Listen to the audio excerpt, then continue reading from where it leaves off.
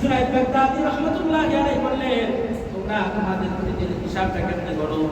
তোমরা তোমাদের প্রতিদিনের হিসাবটা কেমনে করো?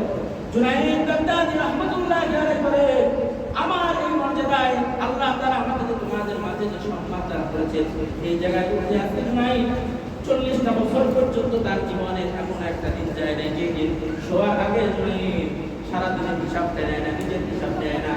সারাদিনে যদি আমি কোনো গুনাহ করে থাকি, এগুলো উপরে আমি ইস্তেগফার আদায় করি, আর যদি কোনো নেকি করে থাকি, এই নেকির উপরে আমি আল্লাহর কারীমের শুকরিয়া আদায় করি।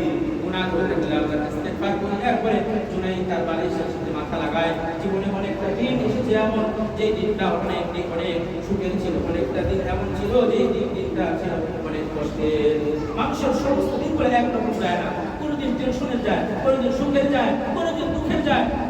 কিন্তু জুনাইদ তার জীবনে 40টা বছরে একটা দিন এমন যায় নাই যেই দিন জুনাইদ তার নিজের হিসাব না করে সে বালিশে মাথা দিছে। এই একটা আমলের কারণে জুনাইদকে আল্লাহ তাআলা এই মর্যাদায় আল্লাহ তাআলা দান করেছেন। মেরে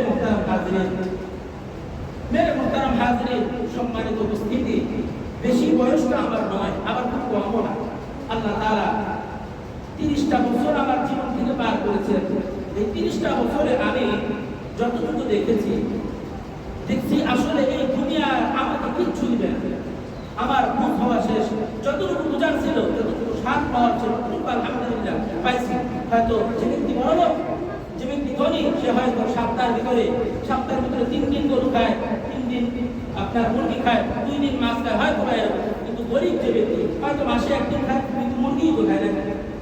বা এটা যে আল্লাহ তাআলা আমাদের জন্য যেগুলো হালাল করেছেন, আমাদের আশেপাশে আছে, এগুলোই তো খায়, অন্য কিছু আর কি খাবে? এমন তো আর নয় যে ব্যক্তির টাকা পয়সা অনেক বেশি, সে জান্নাত থেকে খাবার নিয়ে যেতে পারে।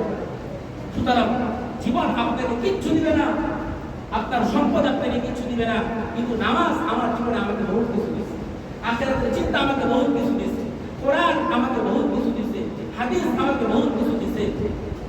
আমাকে যে মনের তৃপ্তি দিয়েছে, আমাকে যে শান্তি দিয়েছে, দুনিয়ার কোনো সম্পদ, দুনিয়ার কোনো মুরগির রানের টানেও আমি এতটুকু পাই। এজন্য যখন 40 বছর বয়স হয়ে যায়, তখন চেহারার ভিতরে আর সৌন্দর্যতা কাজ করে না, চেহারা চামড়া আস্তে আস্তে সৌন্দর্যতা ঘুচাইতে থাকে। 50 বছর বয়স যখন হয়, আস্তে আস্তে তখন শক্তি আস্তে আস্তে তখন কমতে থাকে। এরপর যখন আরো হয়, তখন একবারে একফের হয়ে যায়। এজন্য দুনিয়া থেকে হেফাজত থাকতে হবে, দুনিয়া থেকে হেফাজত